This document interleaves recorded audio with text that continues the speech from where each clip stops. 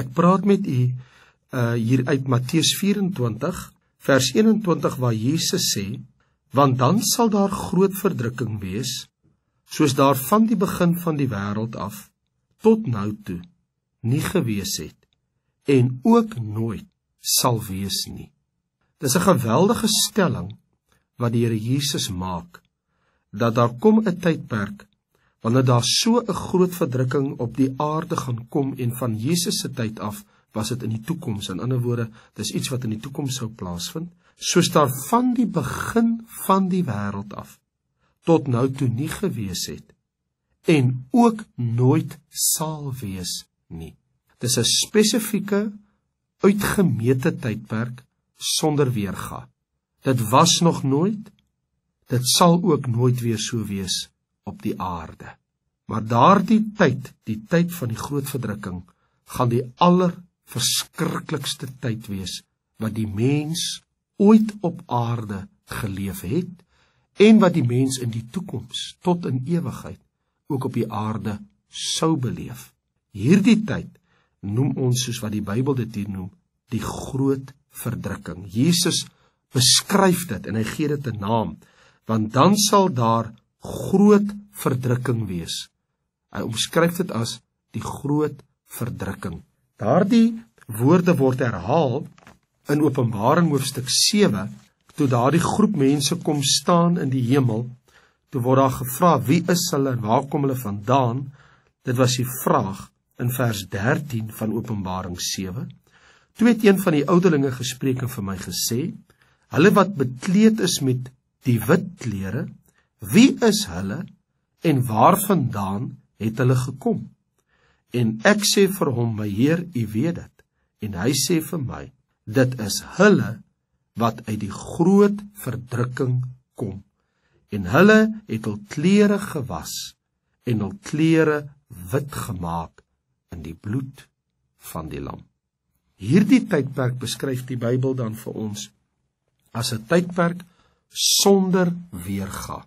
Daar was nooit so tyd, daar sal ook nooit weer so tyd wees. Nou, hierdie tydperk van die groot verdrukking vind plaas tussen die wegraping, die wegname van die kerk, en die sigbare wederkoms van Jesus Christus terug na die aarde, wanneer hy kom verskyn by Armageddon, sowel as ook op die Olyfberg. Nou, ek het al die afgelope paar weke reeds met u gepraat oor die gebeurlikhede ten opsigte van die wederkoms van Christus, van die twee afsonderlike fases wat van mekaar te onderskei is. En eintlik is dit nie so moeilik om dit te onderskei nie, want die eerste koms in die lig, want Jesus kom net tot in die lig, want die Bybel sê in 1 Tessalonisense 4, ons sal hom in die lig ontmoet, het te doen met die wat in Christus is. En dit is hulle wat deel van die kerk van die Here Jesus is, sy gemeente, sy bruid. So, wanneer hy kom tot in die lig, kom hy vir sy bruid. Maar dan vertel die Bybel in eksplisiete terme, in Openbaring 19, in Sagaria hoofstuk 14, Sagaria hoofstuk 12, en baie ander skrifverwante Bybeltekste, Matteus hoofstuk 24, ook in Matteus 25, Lukas 21, al hierdie hoofstukke, dat hy kom ook vir Israel, die volk van God. So, die sigbare wederkoms gaan oor die redding van Israel in die doodsnikke van die stryd van die Antichrist met Israel.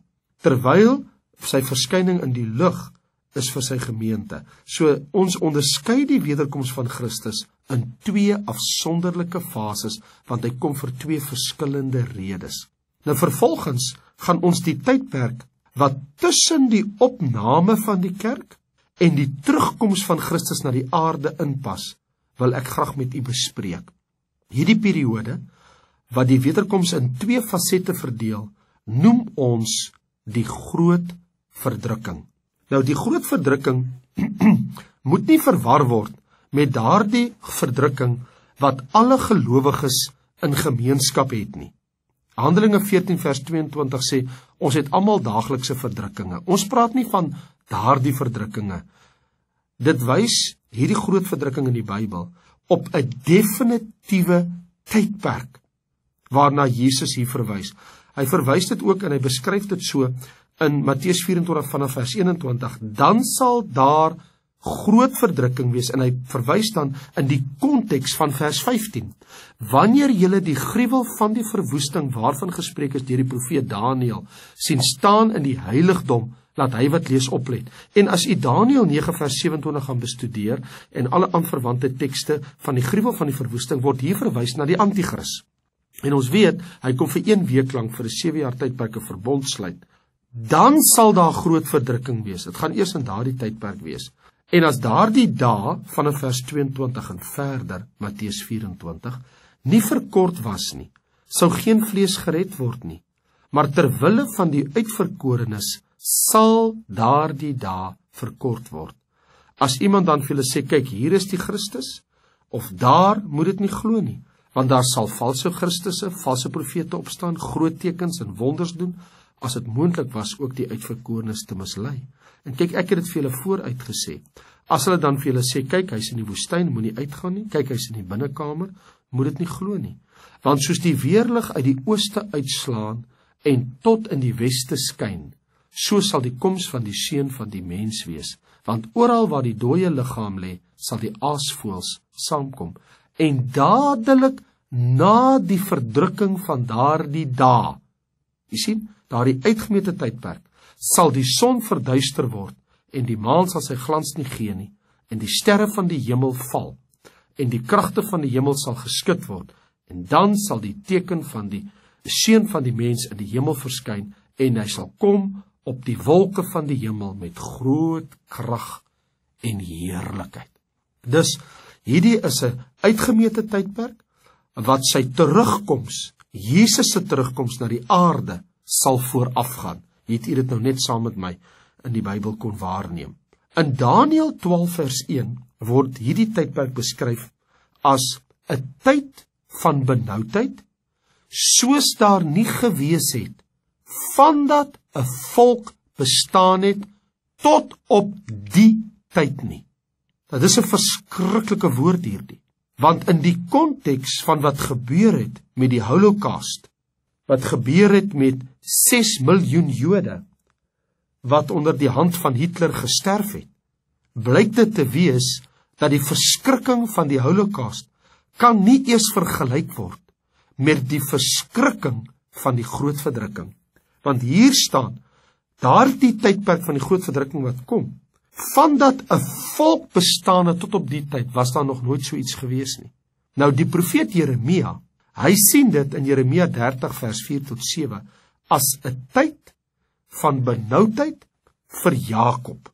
So hierdie spesifieke tydperk is dan die groot benoudheid van Jakob, die kinders van Israel, want Jakob het 12 seuns gehad, en daardie 12 seuns is die 12 stamme van Israel, en daardie 12 stamme van Israel is dan die geslag van Jakob, Abraham, Isak en Jakob, Abraham se seun Isak, Isak se seun Jakob, Jakob met sy 12 seuns.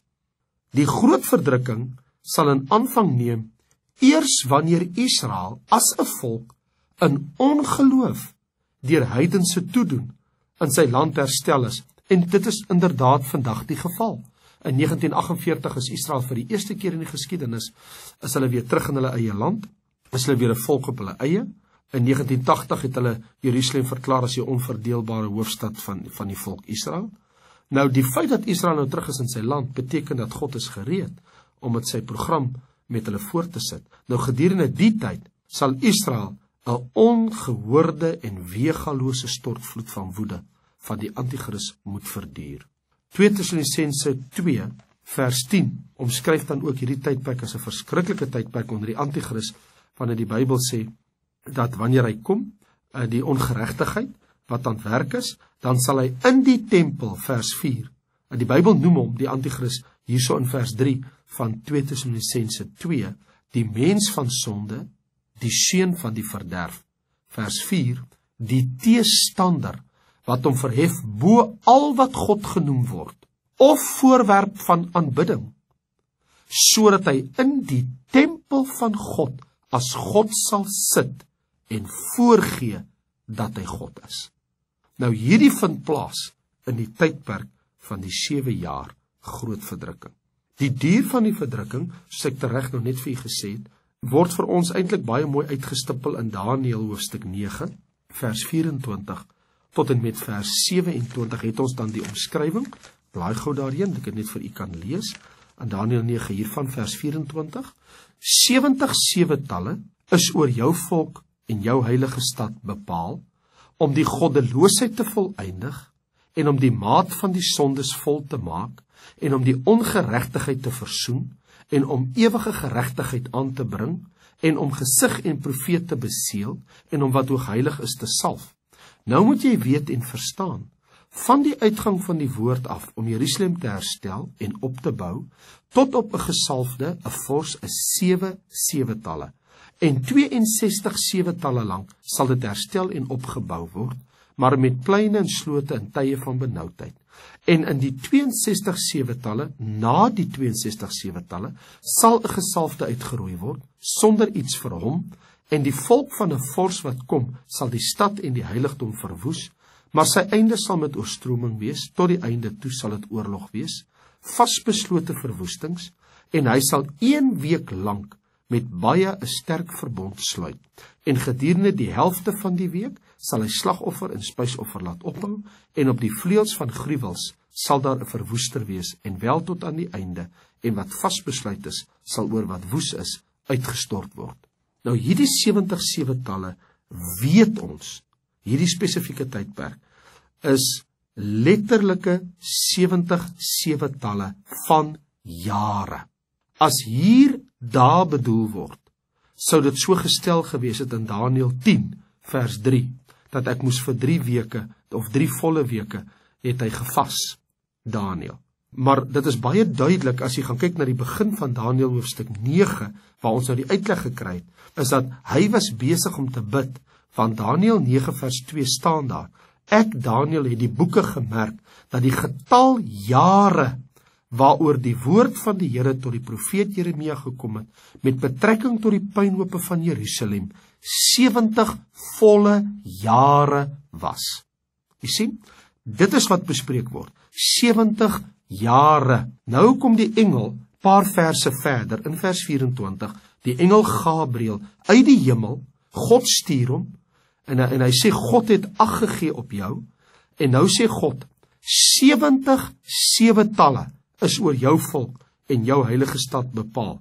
So hierdie gesig was 'n antwoord op gebed om die jare van verstrooiing waaroor dit sou gegaan het met betrekking tot die puinhope van Jerusalem. Die hele periode van 70 7-talle is 490 jaar wat bepaal is of afgemeet is. God het dit bepaal vir die volk Israel. Afgebaken, afgemeet van alle ander jare. En dit gaan uitsluitlik, soos die engel sê, om jou volk Israel.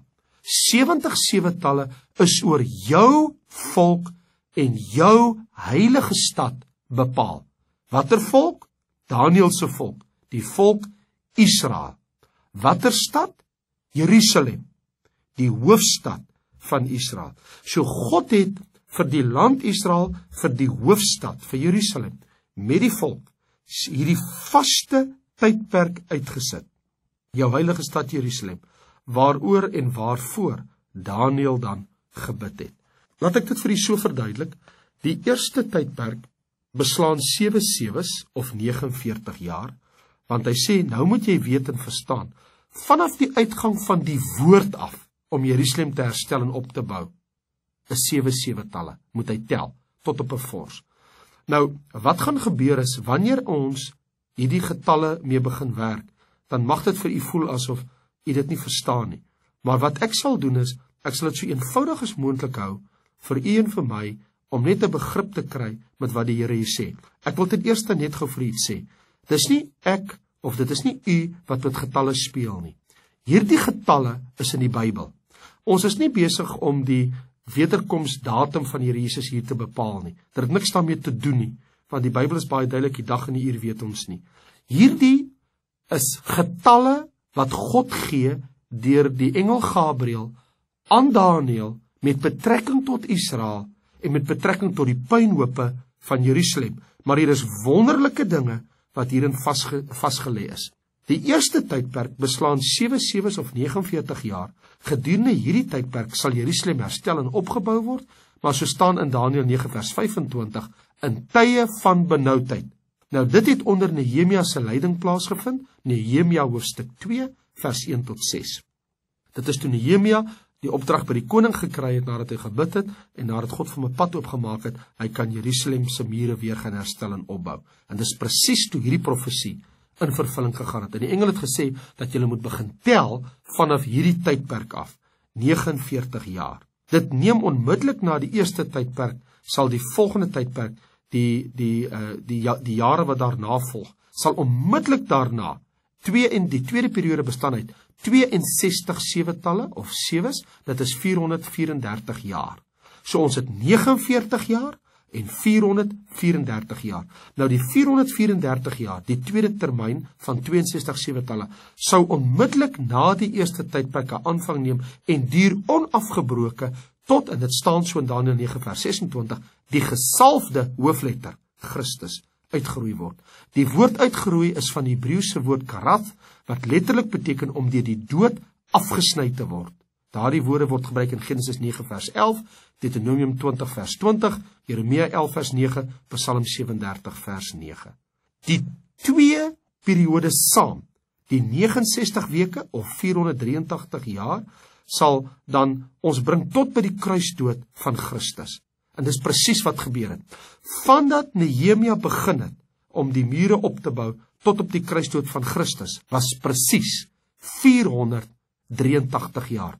God het, sonder dat Israel dit besef het God reeds vir hulle gesê wanneer word die gesalfde uitgeroei. 483 jaar voordat dit sou gebeur het. Die derde periode sal bestaan uit 1 7 jaar tydvak, beter bekend dan as Daniël se 70ste week.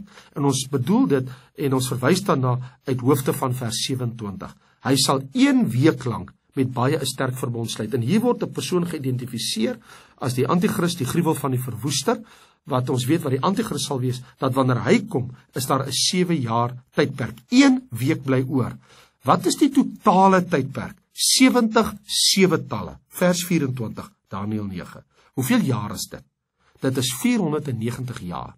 As ek die eerste termyn van die sewes plus die tweede termyn van die 62 sewes saamsit, is dit 483 jaar, daar bly net 7 jaar oor.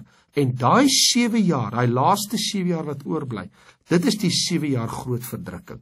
En dit is die spesifieke tydperk waarna die Here Jesus verwys het as die 7 jaar voor sy terugkeer na die aarde. Want Jesus is mos gekruisig op die 483ste jaar. So van die 483ste jaar tot die 70ste jaar, of dan die 70ste week wat vol is, 70 sewetalle, of dan tot 490 jaar, is 7 jaar termyn. Dit beteken dat Jesus sal nie vir die Jode terugkom, voordat daai volle termyn nie klaar is nie. En weet jy hoeveel is nog oor?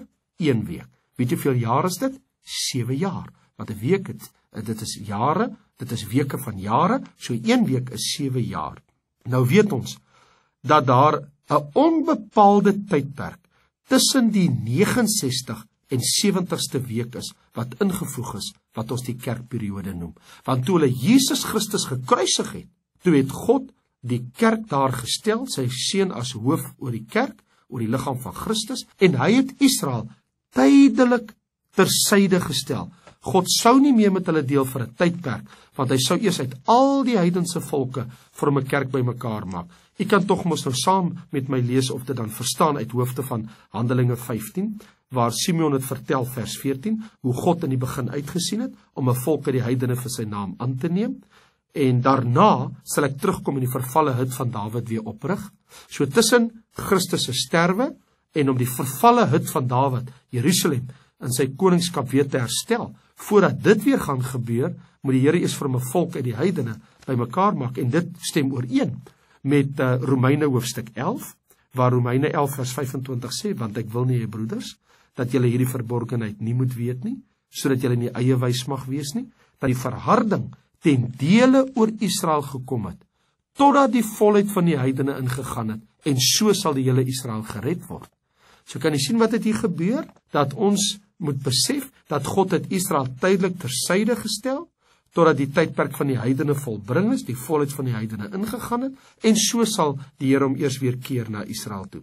So die kruisdood van Christus het die 69ste week tot 'n einde gebring, en het God sy handeling met die Jood as 'n entiteit tydelik opgeskort. Op die oomblik, vandag, nou 2006, is God besig nog steeds om van 'n kerk uit al die volke te versamel, en sodra die kerk voltooi is en opgeraap is hemel toe, tydens die wegraping, sal God hom weer met die Jood as sy verbondsvolk en as sy bondsvolk mee handel. Handelinge 15 vers 13 tot 17 en Romeine 11 vers 25 en 26. En dan die tydperk voordat God weer met sy volk wil handel, is die tydperk wat ons dan in die Bybel sien wat beskrywe word as die groot verdrukking of die 70ste week van Daniël. Nou as dit so is, dat die kerkperiode skei die 69 en 70ste week, dan weet ons mos dat die Here sal sy kerk moet wegneem om dan die 70ste week in vervulling te laat gaan. En as dit dan so is, dat die 70ste week die groot verdrukking is, dan het ons die inligting ten opsigte van die duur daarvan, naamlik 7 jaar. In ooreenstemming hiermee word dan na die laaste helfte van die tydperk van die groot verdrukking verwys as 'n tyd, tye en die helfte van 'n tyd. En daardie verwysings vind jy in Daniël 7 vers 25, Daniël 12 vers 7 en Openbaring 12 vers 14. Daai selfde tydperk, 'n tyd, dis 1 jaar, tye, die 2 jaar en die helfte van 'n tyd, wat 'n halwe jaar is, die 3,5 jaar, word ook na verwys as 42 maande of 3,5 jaar in Openbaring 11 vers 2 en Openbaring 13 vers 5.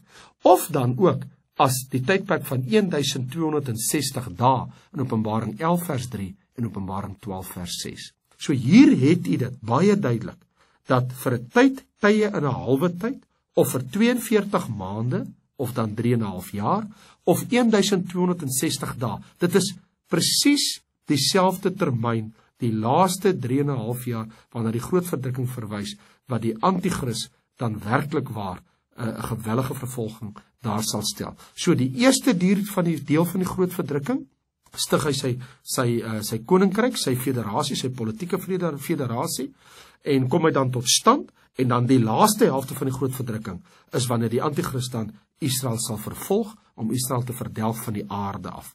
Die doel van hierdie tydperk is drieledig, om Israel sy straf te volbring, volgens Daniël 9 vers 24 en 25, dit het ook om Israel tot bekering te bring, 'n doel, en dan derdens, die nasie se oordeel. So God het 'n spesifieke rede waarom hierdie tydperk volbring moet word.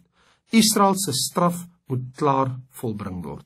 Plus dit moet Israel bring op hulle knieë aan die einde daarvan om tot hulle Messias te roep. Dis wanneer Jesus sal verskyn, en terselfdertyd wanneer Jesus kom, gaan hy die skaapnasies en die boknasies van mekaar skei. Nou ja, daar is dit is 'n mond vol, maar as u die skrifte bestudeer, dan sal u baie duidelik sien dat daar is 'n sekere tydperk deur God uitgemeet om Israel en rondom Israel 'n sekere saak te volbring. Ons praat van dit as die groot verdrukking. So wanneer ek na die groot verdrukking verwys ek na daardie tydperk. Nou ja, soveel so dan, die tyd is uit, ek kan nie glo nie, ek moet stop, ek wens ek kan aangaan, ek het soveel om met u te deel rondom hierdie sake, maar nou ja, as die Here wil, volgende week, maak ons weer so, op fokus op die woord. Onthou gerus, dat u kan hierdie hele reeks van fokus op die woord vir die hele jaar, van Januarie tot nou toe kan jy op 1 CD bekom, hierso by Gina by die radiostasie. Die Here seën vir u, baie sterkte en 'n mooi dag.